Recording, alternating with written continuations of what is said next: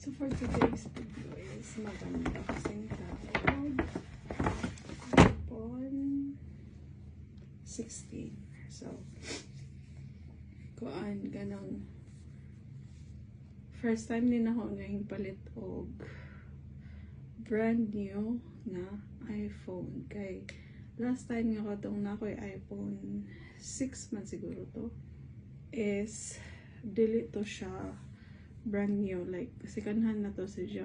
And then aga na po akong gamit ron, kaning akong gigamit pag video is iPhone 11 siya, which is dili po siya, like ako dyan ang nang-open kay it's not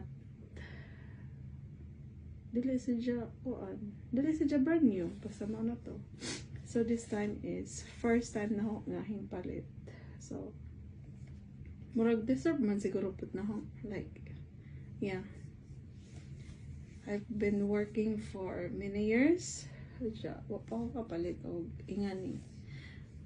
So kaya akong gipili, it's because latest man siya. Mao ra magud ang mga price, like kanapitang gamay ra diferensya.